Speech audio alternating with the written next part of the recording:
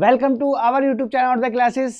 देखिए C type की उसी श्रेणी में आगे बढ़ते हैं। मैंने साइकोलॉजी पेडागोगी पूरी करा दी है कंप्लीट, यानी कि जो सीडीपी आएगी वो बिल्कुल विश्वास मानिएगा जैसे कराई है उसी बेस पे आगे बढ़िएगा आप। बस करना क्या है, ज़्यादा वीडियो ना देखें, अब सीधे किताब लेके आए कोई और उससे क्वेश्चन पेपर करें, बस छुट्टी। बात समझ में आ गई। सारा सिलेबस भी उसका हो गया है, 10 वीडियो है, उन्हें देख के विश्वास मानिएगा 30 में से 29 नहीं होंगे। ठीक जैसे मैंने सिखाया वैसे 2 ही थी बस, इसलिए अब आते हैं अगले क्रम में हिंदी पर। हिंदी में क्या है देखो, फाइनल टच बैच अब यही चलेगा। फाइनल टच का मतलब मैंने बता दिया, कुछ नहीं करना, बस यहीं से सीखना है एक सेट से। अब जो है हिंदी का जो है पेपर वाली प्रश्न इसमें क्या मैंने रखे हैं। और हिंदी, आपका हिंदी का ज्ञान ऐसा नहीं होना चाहिए जैसे मेरा एक दोस्त था, वो उसके कोई रिलेटिव थे, तो उन्होंने मुझसे बताया कि साहब हिंदी का पुलिस में पेपर पहले आता था हिंदी का, कि साहब जो है हिंदी में निबंध लिखने के लिए आता था। क्या लिखने के लिए आता था? निबंध लिखने के लिए। तो उन्होंने कहा कि साहब निबंध उसने बेचारे ने याद करा दिवाली का, बहुत रटा, दिन रात दिवाली का, रोटी भी न खाई पानी भी न पिया। अब वो पेपर में जब वो बैठा पुलिस के पेपर में, आज से 10-15 साल पहली बात है, तो उस पर आ गया मेरा प्रिय त्योहार पर निबंध लिखिए।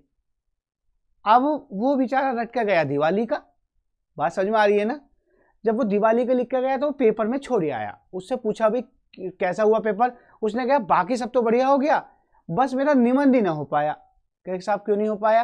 कि वो इसलिए नहीं हो पाया क्योंकि वो आया था मेरा प्रिय त्योहार पे और मैं पढ़ के गया हूँ दिवाली का, तो इसलिए वो उसे छोड़ आया क्योंकि वो दिवाली का। अब आप लगाइए इस तरीके के ज्ञान अगर है हिंदी, लेकिन वो ऐसा आईक्यू लेवल हुआ कि वो छोड़ आया क्योंकि मेरा प्रिय त्योहार कोई अलग त्योहार था, दिवाली नहीं था। तो मेरा सिर्फ इस वीडियो के माध्यम से ये मकसद है कि हिंदी पढ़ते कैसे हैं वो मैं सिर्फ एक ही वीडियो में आपको सिखाऊंगा। ठीक है, तो शुरू करते हैं हिंदी फाइनल टच बैच। विश्वास मानिएगा, आपसे गुजारिश है कि प्लीज लाइक शेयर सब्सक्राइब करें। बहुत अच्छा रेस्पॉन्स मिल रहा है तो इसलिए हमें भी एनर्जी आ रही है। ठीक है, विश्वास मानिए पुलिस की बस 1-2 दिन में शुरू कर देंगे, बस हम रखेंगे यही, क्वेश्चन से सिखाना है कि कैसे पढ़ते हैं। तो पहला क्वेश्चन लेते हैं। फर्स्ट क्वेश्चन हमारे देखो हिंदी में 15 नंबर के आएंगे 2 पैसेज और 15 नंबर की आएगी पेडागोगी हिंदी की। तो देखो करना कैसे है, ज्यादा लंबा चौड़ा नहीं पढ़ना, सी टाइट का ऐसा बना दिया जैसे पीसीएस से भी भारी नहीं। अब देखते कैसे। पहला क्वेश्चन हमारा है, मैं पहले लेता हूं जल्दी से। फर्स्ट क्वेश्चन हमारा ये है, पैसेज आएगा ये गद्यांश। देखो पहले तो समझ लो, एक होता है गद्यांश और एक होता है पद्यांश, यानी कि गद्य और पद हिंदी की 2 विधा है। बात समझ में आ रही है? तो ये पता होना चाहिए। गद्य का मतलब होता है कि सरल भाषा में जो हो, यानी कि उसमें छुपा हुआ होता है आंसर, और पद होता है जो छोटे छोटे आते हैं। ठीक है, गद्य और पद। तो गद्य का मतलब इस तरीके का पैसेज आएगा और पद का मतलब सिर्फ 4-4 लाइनें आएंगी छोटी छोटी, 1 2 3 4, हिमालय की भांति, मतलब उसमें अपने आप संस्कृत जैसा। बात समझ में आ गई? तो करना क्या है देखो, जिस तरीका समझते हैं।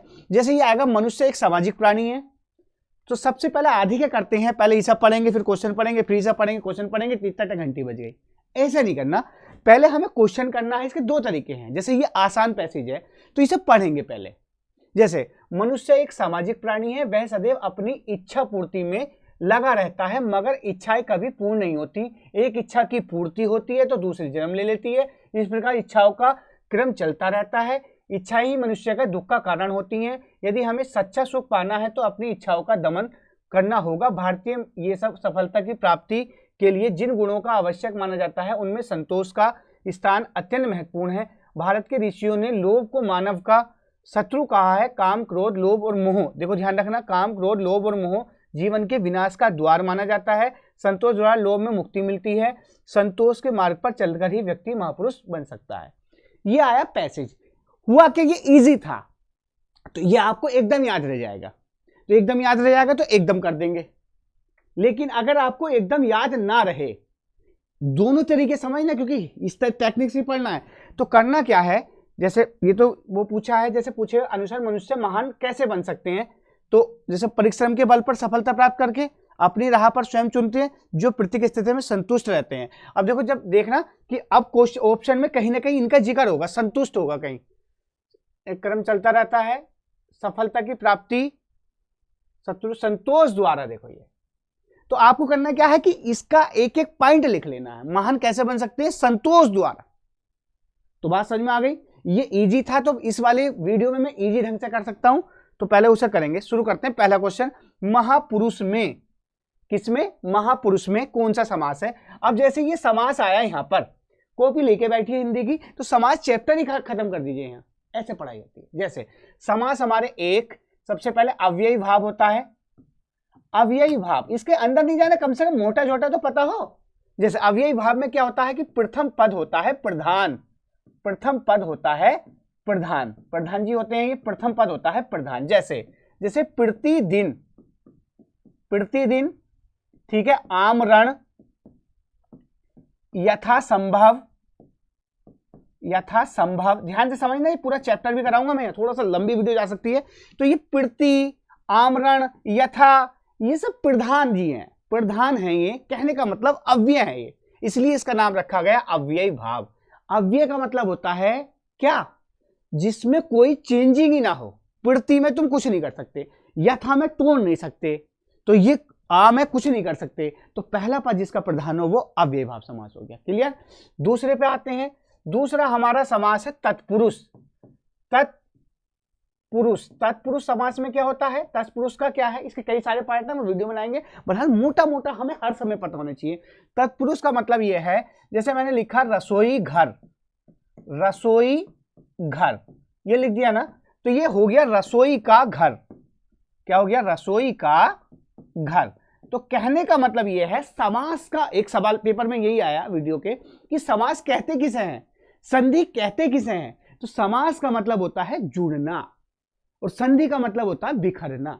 बात समझ में आ रही है ना? तो छोटी बात भी पता होनी चाहिए। तो रसोई का घर, यानी कि रसोई घर जिसे बोल दिया, वो हो गया तत्पुरुष समास। ये कई सारे पाठ है, क्रम से वो बाद में पढ़ाएंगे। तीसरा हमारा है द्वंद्व। हर समय मोटा मोटा तो पता होना चाहिए। द्वंद्व समास, द्वंद्व समास क्या है? जिसके दोनों पद प्रधान हो। जैसे माता पिता, तो यहां डंडा लग गया, तो ये हो गया कौन सा?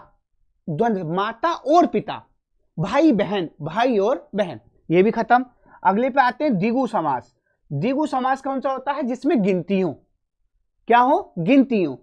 जैसे मैंने लिख दिया चौराहा, चौराहा, तिरहाहा, ठीक है, ये सब। बात समझ में आ गई? ऐसी त्रिगंगा ये नहीं होता। त्रिगंगा एक स्पेशल केस है, जहां तीनों नदियों का संगम होता है, वो एक अलग समास है। ठीक, आगे आते हैं। द्विगु हो गया, द्वंद्व हो गया।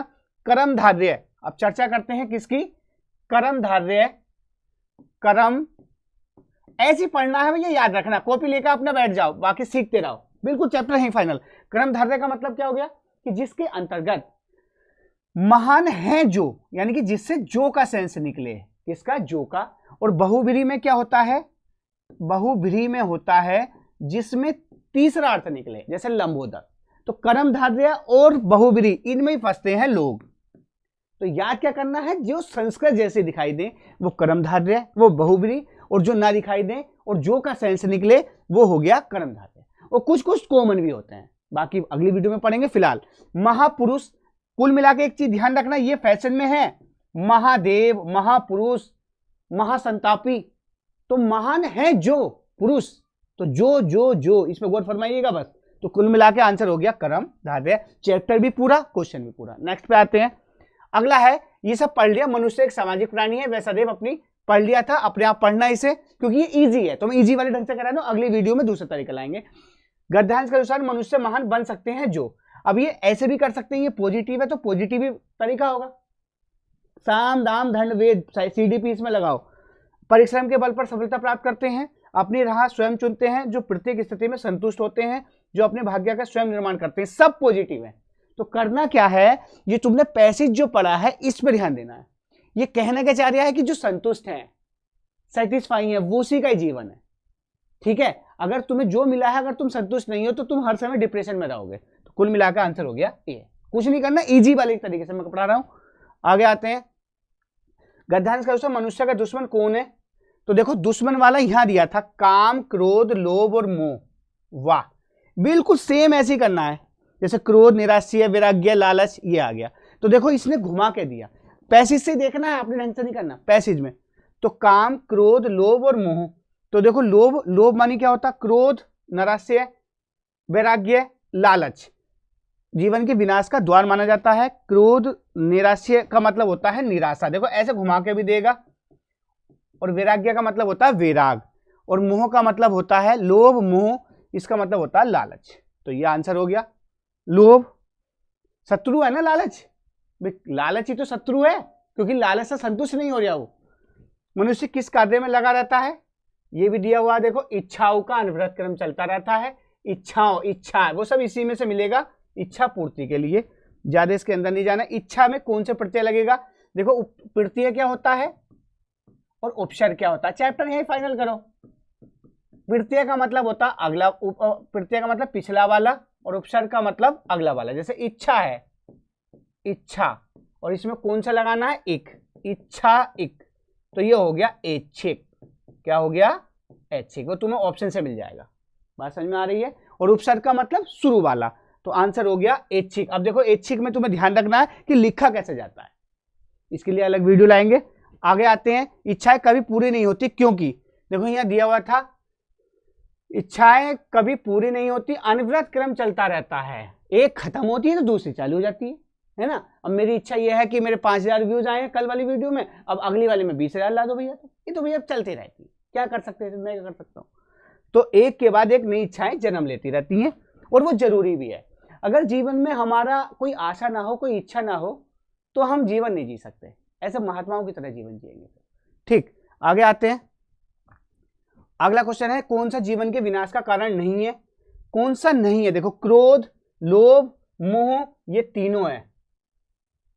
कौन सा नहीं है, संतोष, यानी कि सेटिस्फैक्शन है कि भैया जितना मिला है उतने में संतुष्ट हो। सब थ्योरी अलग अलग है। आगे आते हैं, समूह में भिन्न कौन सा, देखो ये, इस पे गौर फरमाइएगा। क्रोध, दूसरा हिंदी भी ऐसी हो जाएगी जैसे मैथ, विश्वास मानिएगा, सच्चा, लोभ, और साहब तुम्हारा हो गया सच।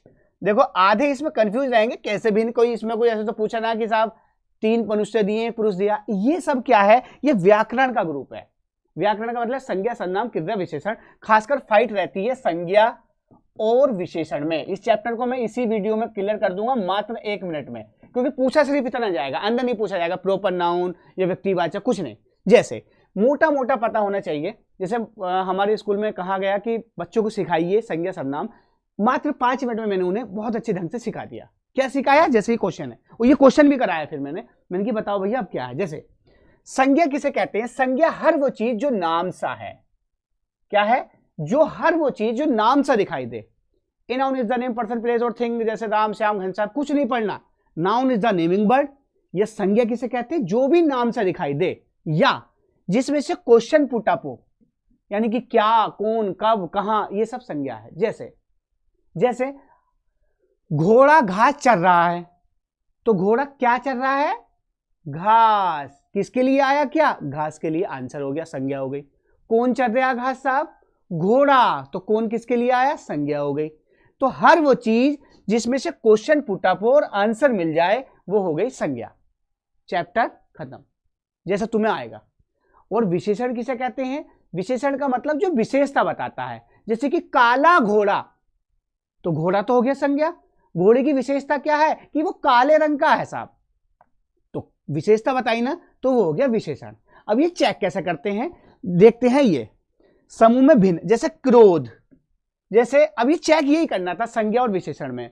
जैसे मुझे बहुत क्रोध आता है, तो मुझे बहुत क्या आता है, क्या क्या क्या, किसके लिए आ रही बात, क्रोध, तो ये हो गया संज्ञा, बड़ी अच्छी बात। सच्चा मित्र, सच्चा मित्र, लोभ और सच, इनमें 3 संज्ञा है और एक विशेषण है। तो विशेषण जानने के लिए सबसे अच्छा तरीका होता है कि उसके आगे संज्ञा जोड़ दो। जैसे मैंने लिखा कि मुझे पता करना है कि काला क्या है, तो उसके आगे कुछ जोड़ कर देखो, काला, काला घोड़ा, तो देखो घोड़ा एक नाम है, संज्ञा तो विशेषता बता दी। तो संज्ञा और विशेषण पहचानने के लिए याद रखना ये क्वेश्चन आने हैं, उसके आगे जोड़ कर देख लो, जो जम जाए वो संज्ञा और जो ना जमे वो विशेषण। जैसे एक वर्ड है सुंदर और एक वर्ड है सुंदरता, इंग्लिश में भी सेम ऐसे ही है। तो सुंदर के आगे और दोनों जोड़ कर देखो, सुंदर लड़का, ऐसी सुंदरता लड़का, बताओ कौन सा जम रहा है भाई? मेरे तो ऐसे ही पढ़ाता हूं, कुछ नहीं करना तभी नंबर आएगा। सुंदर लड़का जम रहा है, तो लड़का तो संज्ञा है और इसकी विशेषता है ये सुंदर, क्योंकि ये विशेषण हो गया। यहां पर सुंदरता लड़का नहीं जमा, क्योंकि सुंदरता भी एक संज्ञा है। बात समझ में आ गई? तो कहानी ऐसी थी, क्रोध संज्ञा, सच्चा मित्र, देखो कितना अच्छा जमा, तो यानी कि सच्चा निकला विशेषण। अब लोभ के आगे नहीं जोड़ सकते, वैसे चेक करके देख लो।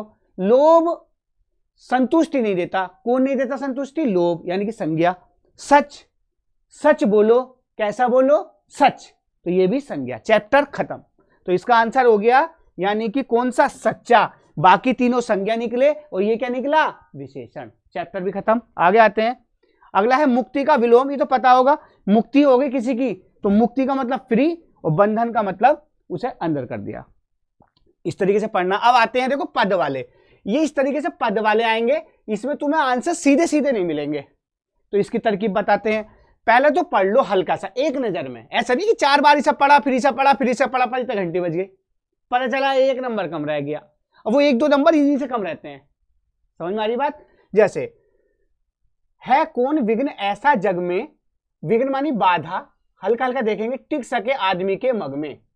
खम ठोक ठेलता है जब नर, पर्वत के जाते पांव उखड़। मानव जब जोर लगाता है, पत्थर पानी बन जाता है। न बड़े एक से एक प्रखर हैं छिपे मानवों के भीतर। मेहंदी में जैसी लाली हो, वर्ती का बीच उजियाली हो। बत्ती जो नहीं जलाता है, रोशनी नहीं बह पाता है। मुझे मानना है कि जितने भी सी टाइट के दे रहे हैं, जिसने हिंदी से एमए कर रखा हो या बीए कर रखा हो, वो अलग कहानी है। बाकी ये 30% समझ में आया होगा, कोई बात नहीं। हमें तो आंसर निकालना, कैसे निकालेंगे देखो। ये कह रहा है सुख प्राप्त करने के लिए क्या करना चाहिए, तो कोई गलत काम तो करना नहीं चाहिए। और ये पैसेज भी तुम्हारे सामने है, देखते हैं। ऑप्शन गलत बात है, काट दो। और जिसके बिल्कुल सिर पाँव ना हो, जैसे ये कह रही है युद्ध करना चाहिए, अरे भी किससे लड़ोगे, युद्ध में तो पता चला और टेंशन हो गई, तो ये निगेटिव काट दिया। पत्थर उखाड़ने होंगे, बिल्कुल गलत।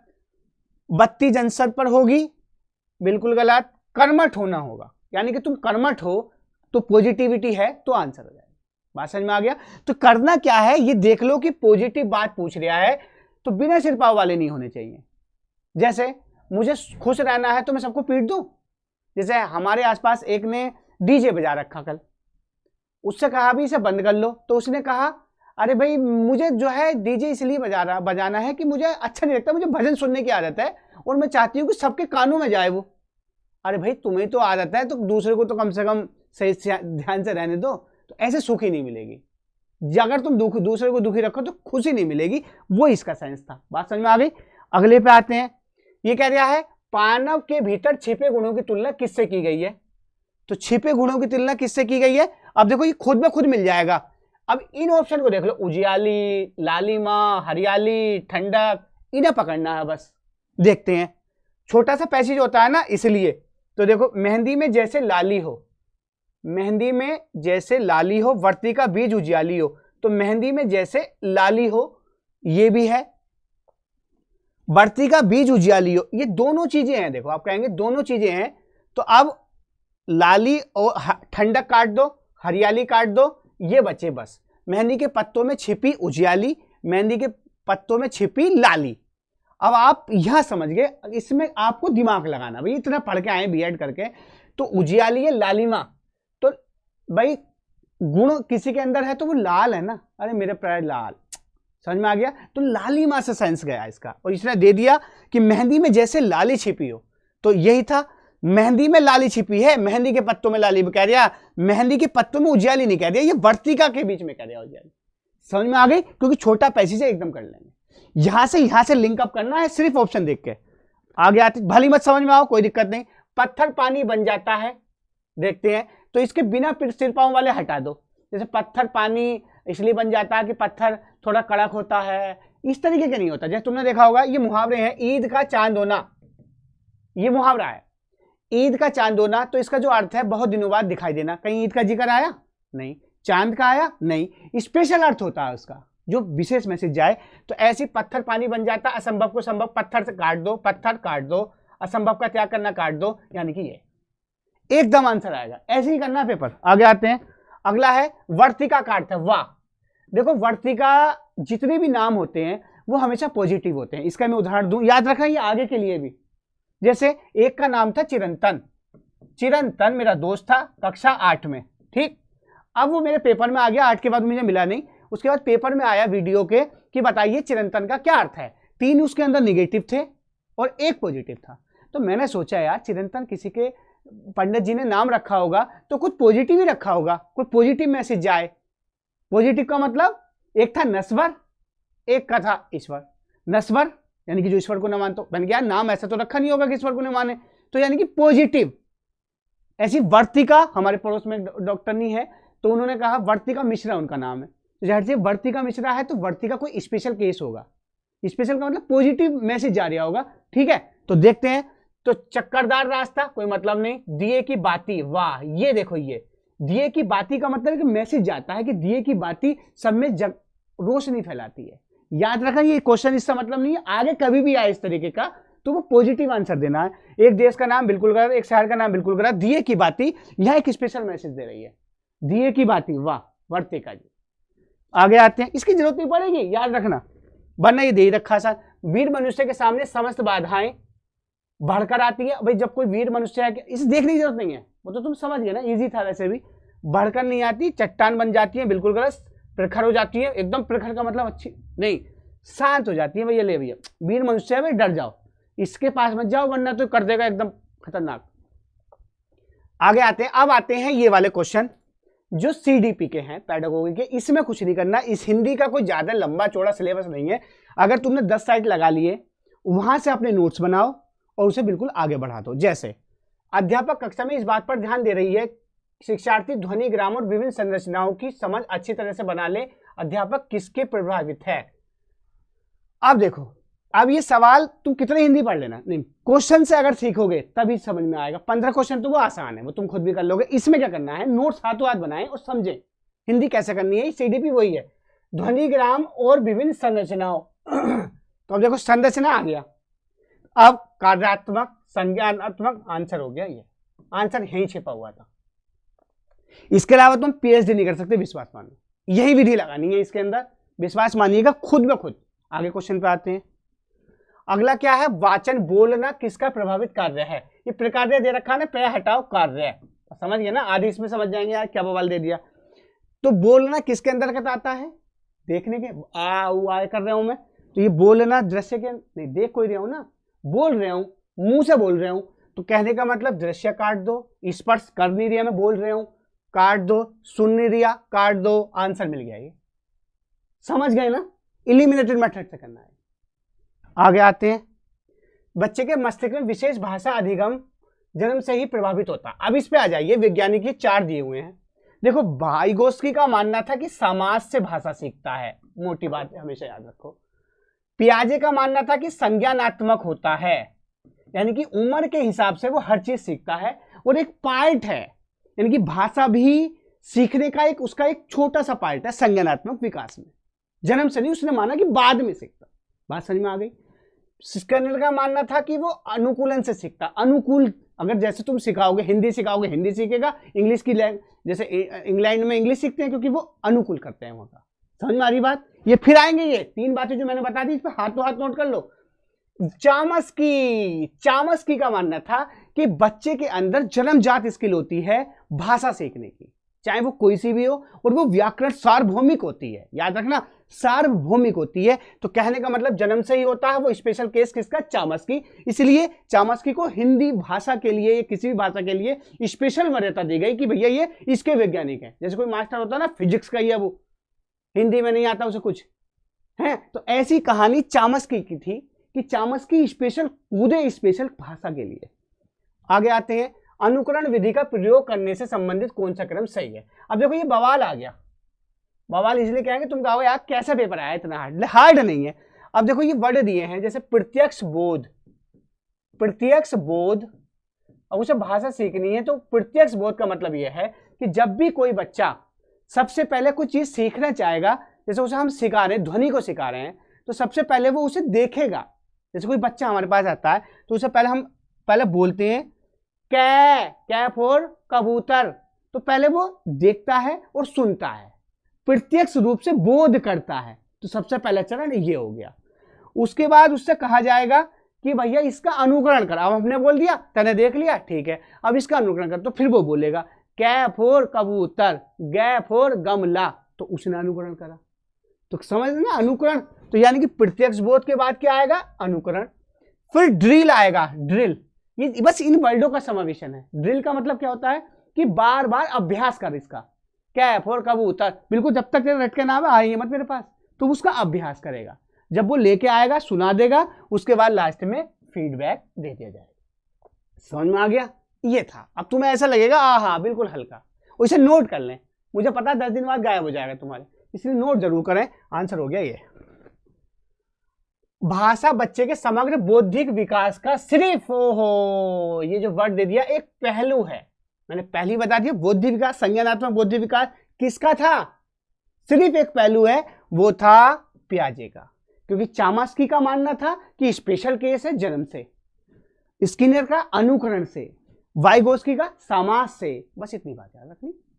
बताओ इससे आसान क्या होगा। निम्नलिखित में कौन सी पहल विद्यार्थियों को अधिकांश मुख्य भारतीय भाषाओं की एकता से परिचित करवाएगी। तो ये पता ही है, एक भारत श्रेष्ठ भारत, ये क्वेश्चन अभी उसमें भी आया था।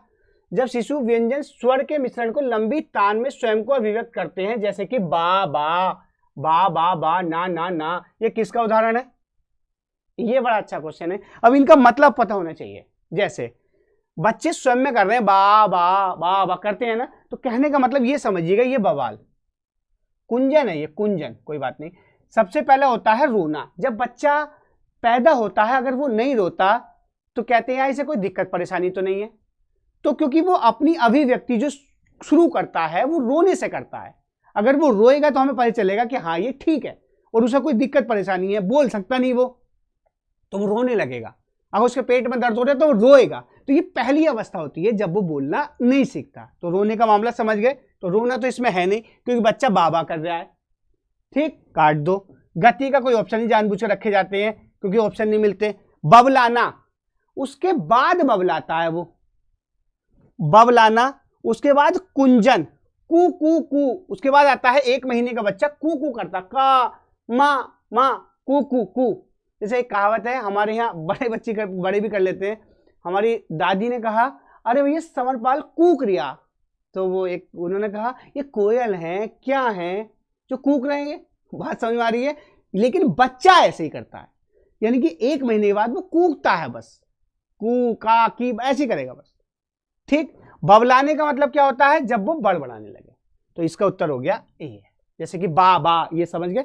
बाकी तुम सब खुद समझदार हो। भाषा अधिगम सामान्यतः उद्दीपन, अनुक्रिया, अभ्यास, अनुकरण और कंठस्थीकरण द्वारा अर्जित किया जाता है। ये मैंने पहले ही बता दिया। देखो कंठस्थीकरण का मतलब क्या होता है, रटना। आंसर कई तरीके से निकलते हैं, यानी कि रटने पर जोर। इन्होंने तो दिया नहीं, रचनात्मक हो नहीं सकता, क्रिएटिव। बचे 2 ये। अब प्रकृतिवादी, व्यवहारवादी। तो प्रकृतिवादी का मतलब नेचर से, नेचर में रटने का कोई रोल नहीं है, तो बचा ये। बाकी आप नोट्स भी बना सकते हैं। समझ में आ गई ना, ऐसे ही करना है CDP। आगे आते हैं। प्रत्येक बच्चे के पास भावनाएं, अनुभूति, विचार है और सभी अपने जीवन में अनुभवों को अभिव्यक्त करना चाहते हैं। बताओ कि कौन सा इसका सही आंसर है। तो देखो सूचनात्मक, आंसर खुद ही दे दिया भैया, लेकिन आप समझ नहीं पाते। बस ये कब समझेंगे, जब प्रैक्टिस करेंगे। आगे आते हैं। निम्नलिखित में कौन सी तकनीक भाषा उच्चारण सिखाने के लिए प्रयुक्त नहीं की जा सकती। भाषा का उच्चारण सिखाना है, भाषा सिखानी है, तो गीत गाना बहुत बढ़िया। भाषा सिखानी है, गीत गाओ, वो भी गाएगा, उसे अच्छा लगेगा ना। पॉजिटिव, कविता का पार्ट पॉजिटिव। स्वस्वर पठन, स्वस्वर का पठन बिल्कुल तेज तेज जोर जोर से, मम्मी, ठीक है, वो सीख जाएगा। कहानी लिखना आ गया भैया। भाषा में सिखाने के लिए सबसे पहले तो पढ़ना, बोलना, समझना, ये सिखाना। लिखने का काम तो बाद में है, ठीक। ये हो गया आंसर। आगे आते हैं। कौन सा संकेत को बनाने वाला एनकोडर है। ये आने लगे, ये कम्युनिकेशन से है, ये हिंदी का नहीं। तो याद रखना, प्रेषक का मतलब होता है जो वो भेजता है, ठीक है। संकेत, संकेत का मतलब होता है जो चिन्ह होते हैं, जो भी होते हैं चिन्ह, जाने आने वाले वो। चैनल का मतलब जिसके माध्यम से वो जाते हैं चिन्ह, संकेत, रिसीवर है ना। और ग्रहणकर्ता का मतलब जो रिसीव करता, रिसीवर। तो इसमें कहने का चाह रहा है कि जो बना रहा है तो वो प्रेषक हो गया और ये सब्जेक्ट है और ये ग्रहणकर्ता ऑब्जेक्ट है और ये दोनों बीच के, इसके बीच के हैं पॉइंट। आगे आते हैं। अगला हमारा है कौन सी गतिविधि पठन कोड विकसित करने के लिए उपयुक्त नहीं है। पठन कोड बनाना है तो बताओ। स्व स्वर पठन, भैया अच्छी बात है, तभी तो पढ़ेगा स्वर के साथ। स मानी अच्छा, बारीकी से पठन, ये भी सही। निष्कर्ष निकालने के लिए पठन, संचित रूप का प्रयोग, संचित रूप का प्रयोग, ये गलत हो गया। अगर तुम संचित रूप लगाओगे तो समझ में ना आने का। अगर मैं सीधा कैप और कबूतर ना कहूं और कैले कल कर दूंगा, ले भी समझेगा क्या भी। शुरुआती दौर में संचित नहीं, थोड़ा सा बड़ा सिखाना पड़ेगा, ये प्राइमरी का पाल है, ठीक है। हम तुम्हारे जैसा नहीं है वो कि तुम बहुत होशियार हो एकदम कर लोगे, ठीक। आगे आते हैं। अगला है जब बच्चे शब्द हाव भाव के संयोजन के बाद दो शब्दीय वाक्य जैसे माँ जूता, दादी साथ, मैं भी आदि का प्रयोग करते हैं तो क्या हो गया। ये कुंजन मैंने बता दिया, कूकना तो वो तो कुबा, माँ ये तो कैंसिल, बबलाना बाबा मामा कैंसिल, रोना कैंसिल, आंसर ये ऐसे करना है। अगले सेट में आपको विश्वास मानिएगा, इसमें अगर 20 आ रहे हैं तो उसमें 30 हो जाएंगे। नेक्स्ट पे आते हैं। सार्वभौमिक व्याकरण की अवधारणा मैंने पहले ही बता दिया, किसके अंतर्गत है व्याकरण, यानी कि बच्चे का हिंदी में कौन से वैज्ञानिक ज्यादा कूदे थे, वो थे चामस्की। फाइनल, चारों वैज्ञानिक भी फाइनल। हिंदी का और देखते हैं कोई क्वेश्चन, हाँ खत्म, हिंदी पूरी खत्म। विश्वास मानिएगा, कुछ नहीं करना, सीधे प्रैक्टिस सेट लाइए, प्रैक्टिस लगाइए, वही नोट्स बनाइए। 30 में से 29 नंबर कहीं नहीं गए, ठीक है। थैंक यू, नेक्स्ट वीडियो के साथ मिलते हैं। जय हिंद।